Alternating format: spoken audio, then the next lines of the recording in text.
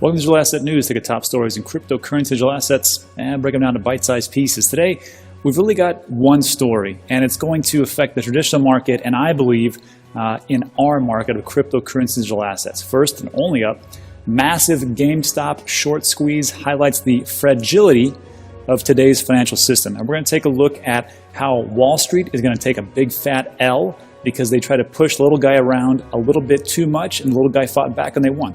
So we'll go over all that and what is going on with the price and how the uppers are actually stepping in and making this really an unfair advantage. But we'll get to that, all that in a bit. Let's take a look at what's going on in the market. So today it is January 28th, 10 a.m. El Paso, Texas time. And here's what we got with our market. So Bitcoin doing pretty good, up 6% for the day. We're looking at 32.3. Maybe we could turn the corner, maybe hit 33, 34,000, maybe back to our all-time highs of 41K. I'll take it. Ethereum also up 6%. Huh. That's a rare to see like a 6 and a 6. And we're looking at 1350. One of the all-time highs for Ethereum was around 1420, 1440. So hey, doing pretty good. Tether, nobody cares. Polkadot up 10%. One of the big plays, and one of the big predictions that I have for this year. It's at $17 right now, up 10% for the 24-hour. Amazing. XRP, watch out. It pegged the quarter just about, 26 cents. Wow. Cardano, 10%, Chainlink, 12%, Litecoin. This is a little bit deceiving because over the last couple of days, we've taken a pretty big hit. So right now, it's a green day. So don't let this fool you. Don't come here and be like, oh, this is great. It's a fantastic. It is a good day. I mean, take the wins that you get. But just remember that we were taking a little bit of a beating there for a while, and we were thinking it was going to go to the downside. But we've turned the corner. It looks like it's okay. Will this keep going up forever? No, because that's not how this market works, especially ours. We're going to go up massively, and we're going to have big dips, and that's just how it is. But like I always say, in 2021, I believe this is going to be the year for us. So that is what's going on. Anything fantastic? Anything up bigly? Oh, this thing called Dogecoin. Look at that, 142%. Well, that's good. No, congratulations for all you Doge holders. I hold a little bit of Doge. I've held it forever. I don't even really talk about it because I'm just like, it's just Doge. And it's one of those things like everybody who's a maximalist, you got your Bitcoin maximalist, you have, there's really no Ethereum maximalist if you think about it, but then you got your XRP army, your Chainlink Marines and everything else. But nobody's like hates on Doge, you're just like, it's Doge. So like if anybody gets in a heated argument, you know, like, oh, but you know about Bitcoin, you know about this, just break it up and go, yeah, but what's Doge doing? And then it kind of diffuses the whole situation. So congratulations, Doge users and hodlers. You're up 142% in 24-hour time frame. Congratulations, good for you. All right, so let's just break in this top story because this was pretty interesting to me. And I think it's got ramifications about what can happen and what people in power can really do. And at first glance, it's like, well, good for the little guy.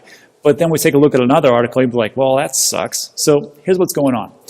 Massive GameStop short squeeze. What the heck is this? So Wall Street, they had a bunch of short bets against GameStop. GameStop, if you don't know, I think it's a global brand, but you can go there, you can rent a bunch of games, you can actually buy gaming equipment and all this great stuff. The problem is with GameStop is that people download a lot of things these days and they don't really buy the physical games themselves. So they were slipping for a while.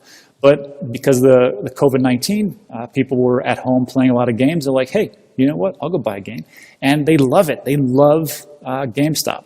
So there's members of these, as a Reddit forum called Wall Street Bets. And this is the actual picture that you'll see. You'll see a lot in Twitter and everything else. So they discovered these short positions that Wall Street had all abandoned. And it's not like Wall Street's evil. They're just not good. That's the best I can say it. But these guys, Wall Street Bets, they discovered the short positions and they turned things around by purchasing the stock and placing long positions on GameStop shares. On Tuesday, which a couple days ago, today's Thursday, GameStop's stock spiked 148% as GME trade volume outpaced the S&P 500 and almost every stock worldwide. And why was it? Because a group of people banded together and said, no, we're not going to let you guys F us around, and we're going to make sure that you pay for what you're doing to our beloved GameStop. And that's it. And I was listening to Alex's show, which he's going to be on a guest. He's going to be here in a little bit. And what they were talking about was like, you got to watch the show. I forgot what CJ was talking about, but it's like these TD Ameritrades and these big companies, they were selling all the information of what they had as far as retail investors, like you and me, what they were doing to these big hedge funds, like, oh, well, we got this data, now we'll just go against that. And that's exactly what they did. That's why they've been crushing retail here and there. But the big thing is who said it? I forgot who it was. I think it was actually Ryan. He said, there's a difference between smart money and hot money. And when you got a bunch of people with a bunch of money and it's hot and it's burning a hole in your pocket and you want to spend, sometimes even the smart money, the people that are in power, well, they get burned, and that's just how it is. So that's exactly what is happening right now. So it all started with the subreddit Wall Street Bets. They invoked a thread about the end game scenario for the GameStop company. They've been hurting financially. And then really what it comes down to is that these guys are just trying to make a bunch of money at Wall Street by shorting the situation. And I'll have Alex explain that. And they did a short squeeze. So what they did was they said, okay, you guys want to short it? Well, that's cool. What we're going to do is we're going to put money into it, and we're going to make it so uncomfortable for you guys that we're going to rip your face off, and you guys just keep shorting our beloved GameStop, because we'll do this all day long. And that's exactly what they did. So here's the price action for GameStop for the last 5 days. Pretty flat, 55 bucks. It was, a little bit of a jump here at 119, but back down. Pretty droll, pretty depressing, right? It's just moved sideways. And then all of a sudden they heard about these shorts, like, well, F you, and then here they go, 351, 368, and all those people that were shorting it, they got creamed. How much did they get creamed? I'll tell you in a second. So this is what's interesting, though. So this was yesterday, Wednesday, when all this information came about. Then you had Tuesday, so just Wednesday was the big day. That's what everybody was talking about. But take a look what happened here. So at 9:30 a.m., so the markets close. Oh, and that's another thing. Traditional markets, they close. We don't close. They closed, and then they opened it up, a little bit of a dip. Then there was a little bit of a rally here, and it went up massively, 469. But now we're down here. What the heck happened? Well, I'm going to tell you what happened. And this, in my opinion, is the way that power balances out by these people, these hedge funds, people on Wall Street, running to their uppers and going, oh, we're losing. Robinhood, TD Ameritrade restrict trading of GameStop, AMC stock. Why? Robinhood explained the move in a blog post Thursday morning, this morning, just before the stock exchange opened. In light of recent volatility, we are restricting transactions for certain securities to position, closing only, including everything we just talked about. The WSB Mod Twitter account, which is tied to the Wall Street Bets, the ones we just saw, subreddit community, responded in a tweet. Individual investors, us, are being stripped of their ability to trade on the Robinhood app. Meanwhile, hedge funds and institutional investors can continue to trade as normal. This is not the America that I remember it to be. I remember that free market capitalism was the backbone of what made this country great. And now here we are, and these guys are running to TD Ameritrades and Robinhood and going, oh, we can't do this, we're losing too much money. Those guys have been screwing us for so long because of all the information that they've had, and they've made retail investors pay. Now the one day, whoa, one day, I got a little bit too excited. One day, when all this stuff went down, they're like, we can't handle it. And this is what happens. I don't know if there should be some more regulation coming, but if you're going to regulate our market because you say there are some shady practices, then you best be believing there should be some regulation over in the traditional markets. That is just how I see it. Let's jump in and talk to head of institutional investment over at bQuant, Alex Mascioli, and he's going to explain two things. One, he's going to talk about how these people lose money, and two, he's going to talk about what this means for our market as far as all the different big institutions that are betting on shorting Bitcoin. This is important. Let's jump in. Alrighty, buddy. So welcome to the office. So I brought in Alex Mascioli because he is the expert of financials as far as like our hedge funds and the institutional investors. So Alex, here's the thing. What we just saw, and we just talked about what was happening off with GameStop. Let me share my screen real quick. So we just talked about this story about Wall Street Bets.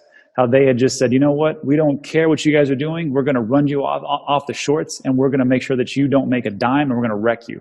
And then from there, we took a look at the price. And then also we took a look at what's going on because of TD Ameritrade and them restricting all the different selling. So first of all, I got two questions for you. First of all, how do they make money doing that as shorting? And second of all, since you deal with all those billion-dollar people, tell us what we need to know here in the cryptocurrency digital asset market. Have you heard about shorts being set for Bitcoin and how much inflows are actually happening?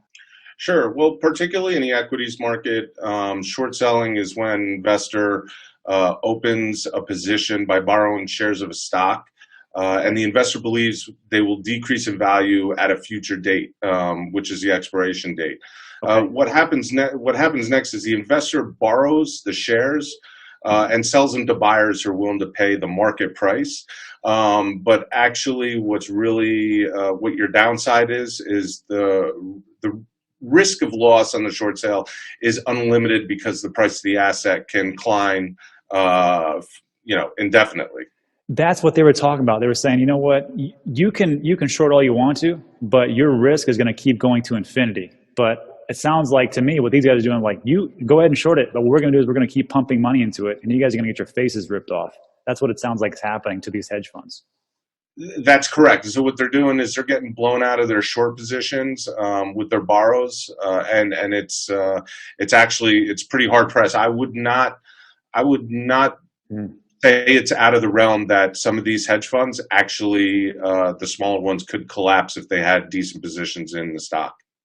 That's why we're seeing these people step in, like the TD Ameritrades, like the big guys, going, you know what, our buddies are getting hurt. We're going to stop this because of volatility, and that's it. I think this is a huge mistake, and I think there's going to be some other regulation come on the pipe just because of this issue. I'm just saying it could actually happen. So that's the first question answered. Thank you so much for helping us out. The second question is, what's going on in our market? Because I don't really care about that one. I care about this one. So tell us about what you've been hearing and who you've been dealing with as far as like people going, hey, Alex, over at 𝗙𝗏𝗏, we're going to short this and that. So let us know. Insider stuff. Well, not insider stuff, but behind the scenes stuff, we'll say. Yeah, behind the scenes stuff. Yeah, absolutely. I mean, we have a lot of hedge fund clients in the crypto space that do short selling against Bitcoin. And so what we are seeing largely is, well, this week particularly alone, I have about 40 million in USDT borrow demand, and those borrows that those funds are looking for are going to be used to finance their short positions against Bitcoin in the short term. So I would say during the course of the first half of February, I'm preparing, just from an indication of our clients, to see a lot of short positions placed. Okay, so 40 million, but you were talking about at one point, you're saying it's not just 40 million. If they leverage it, then it can go up to how much? Yeah, that's correct. So if they leverage it, let's call it, let's just say 10 times. If they leverage it 10 times, they can go $500 million into short positions against Bitcoin. Holy shoot! That's okay. So this is why I love having you on the show, because we can't get this information anywhere else. So everybody else who's watching the video, first of all, thanks for watching. I appreciate it. Also, check out Alex Mascioli's show, because he's got these types of information which you're not going to get anywhere, and that's just the truth. This makes me a little bit bearish and a little bit more, a little trepidation of what's going on in this market. So Alex, I appreciate it. Thanks so much. All right, so that's it. So just like Alex was talking about, he said, look, there's going to be short positions halfway through February. I did a video yesterday, and I talked about Michael Saylor, who he's inviting all these institutional players to come in, corporations to come in, and he's going to give them the Bitcoin playbook. Everything that he's done, everything that his company is doing and will be doing, and how to set everything up with the Coinbases, the Krakens of the world, and how it's all going, that everybody should be actually purchasing Bitcoin. Now, I told you yesterday, I said, I don't think that every single one that's going to attend is going to be like, okay, let's do it, and we're ready to do from day one. They're going to digest this. They're going to bring it back to their legal team, their CFOs, and go, should we be doing this? Here's the playbook. They're going to look it all over, and then they're going to go.